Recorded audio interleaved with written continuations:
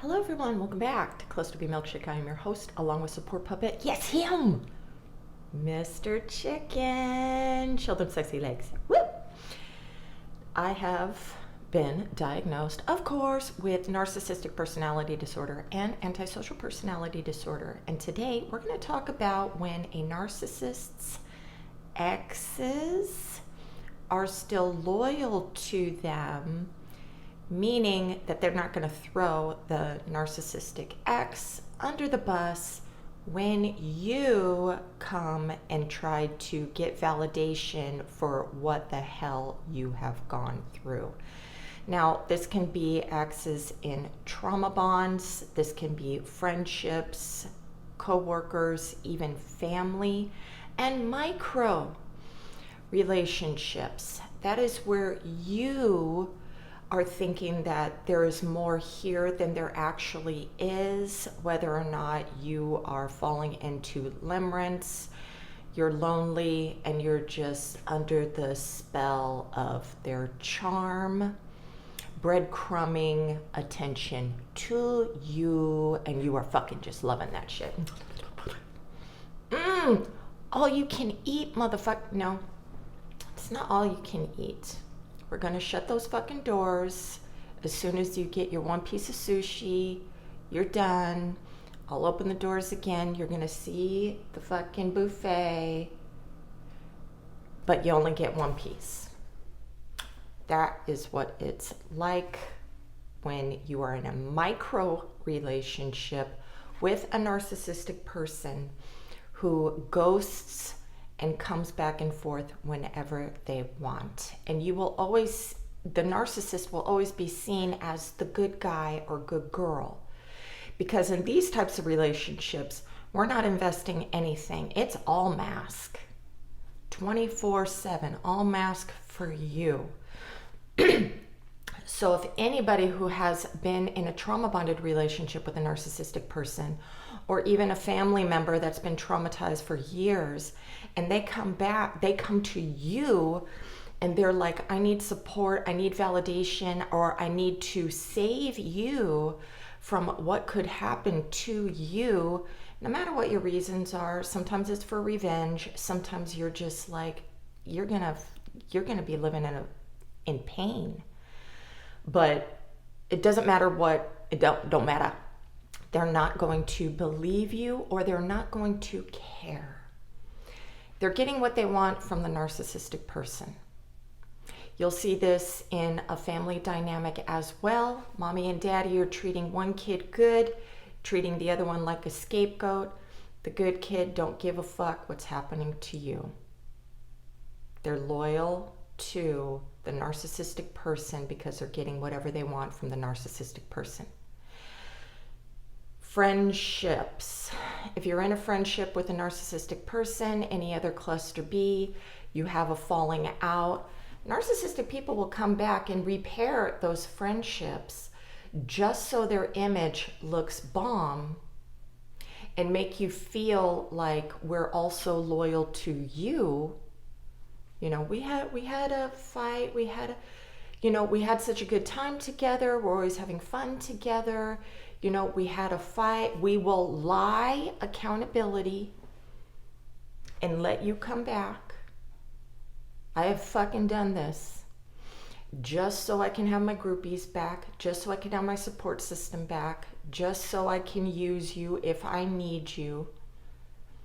And it's fucking shallow, bro. There's nothing deeper there.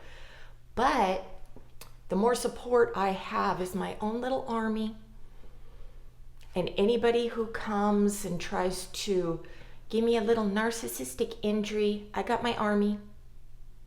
If you come and you're trying to destroy and ruin and blow up and expose, I treat them so well. Bummer for you. There must be a reason. You must be crazy. Now, being in trauma bonds with a narcissistic person, and you know what that's like. You know how your self-esteem has gone down. You believe that a narcissistic person or whatever cluster B is going to come back, fill you up, make you feel whole again. They're going to see that you're grade A supply. You're the best to be used, and you think it's love. They're going to finally fucking tell me I'm lovable. They're going to see it. They're going to go out into the world.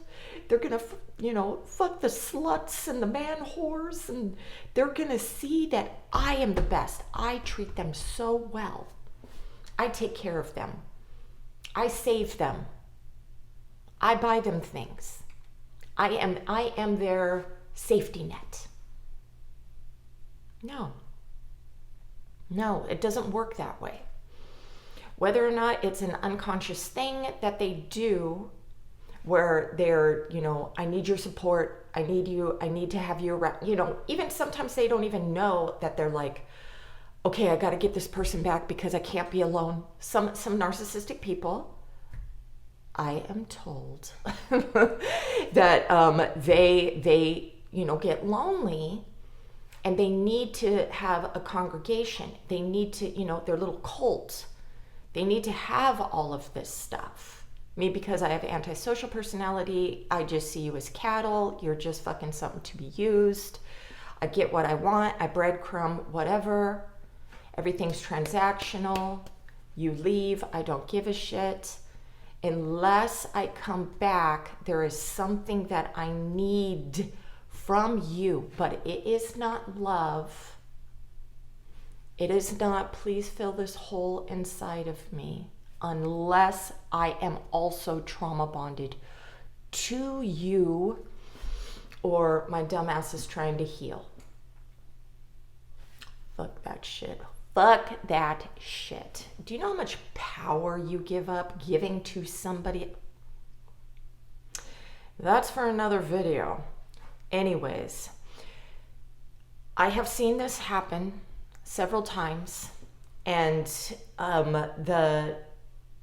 it's a narcissistic woman, and the narcissistic woman is treating her boyfriend like shit, ghosting for months, doing the whole, social media bullshit. And then finally she comes back and just says, the how are you, or the whatever. Excuse me, it's early. And he, and then they have the love bomb reunion, and then take off again, and then ghosted again. Now, the narcissistic person, female, will remember why she left you in the first place. It was probably confrontational. You want answers. You want her to take responsibility. And she's like, fuck you, no, whatever. So she will throw your ass in the dust. She'll run back to her groupies, who she has hurt, ghosted, destroyed in the past, but became friends again. So these men are just happy to be in her orbit. And then the person who got fucked over is going to just watch all of these men just take her side. And they know that she's fucked up, but there's still going to be puppies around her because they don't ever want to be discarded again. There's also, you're in pain. Say you're in pain, and then male, you are in pain. Your narcissistic person fucked you over, and now you're going to the exes for validation. You're not going there because you want to keep the man away or anything like that. You have no idea that they're still in contact, or maybe you saw a text pop up. So they might be in contact. No matter what the fuck, you're hitting them up and you're like, she's doing crazy cray. Did she ever do this to you? Or letting them know that I have been with this girl for several years. When did our relationship overlap? And has she still been talking to you? Now, the old discarded person who is being breadcrumbed is thinking that they're grade A supply because she keeps coming back to them. And he is not going to give her up. He'll be like, I can't talk about it, or yes, we were together. Or he's also going to be acting like, I'm grade A supply, she always comes back to me, so you might as well just let her go. Both of you guys are being played. Both of you guys are being played. Now I'm talking about the end of the relationship when you're the fucking crypt keeper and you're losing your soul and you're about to get sick and you're thinking about unaliving yourself, that part. I'm not talking about the shared fantasy where we really thought that we were in love with you and we're loving all the love that you give us and we're just being filled to the core and mirroring that back to you. I am not talking about that. I'm talking about the end where you have been devalued to shit and now you're just a nuisance. Okay? That's what I'm talking about. These people will stay loyal to the narcissistic person because that person they're still empty. They're still, the discarded, the old discard is still looking for the narcissist to boost their self-esteem, to say that, no, I'm not nothing. I am useful in your life. And they're the white knighters or whatever, the females who are the people pleasers and the codependents that are like, I took care of you when you were down and out. I boosted you up. I gave you everything. Now love me. And they're like, no, I'm doing good now. You boosted my ego up so high that now I can get whatever woman I want. I can homosexual fucking anyone. You help me with my business. Now my business is thriving. Why do I need you? Now I'm getting attention from all these women. You guys are giving you way too much of yourselves instead of giving to yourself and giving healthy love to somebody else, but have boundaries. You're not going to take advantage of me. I am not your mommy and I'm not your daddy. And I don't need you to make me feel loved. I need to have that love for myself and it's going to radiate out. Thank you, coffee machine. And, you're going to benefit from it. But if you take advantage of that benefit, you don't get that benefit anymore. Now, if you want to still be friends with a narcissistic person, cool. If you're getting something out of it, cool. But when people come to you and tell you about their pain, I get it. You don't want to lose or betray the narcissistic person.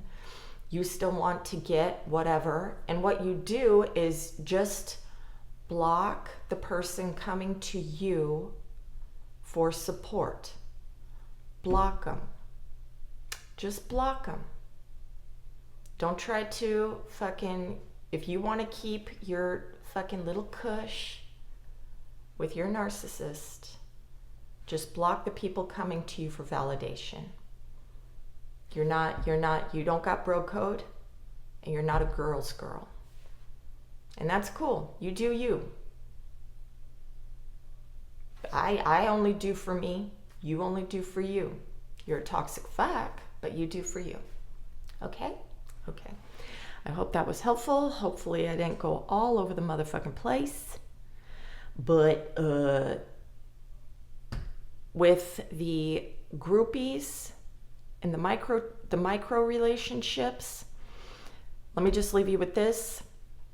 When you're on dating apps or you're meeting people with a lot of followers, subscribers, Facebook friends, whatever, and they are giving you, microdosing you, ghosting for a long time, microdosing, ghosting for a long time, and you're calling that person a good person, just because they're good in your face for a little bit, but you're feeling abandoned a lot, and you're making up in your head that you have a greater bond than you do, you look a fool. I want you to put your clown makeup on.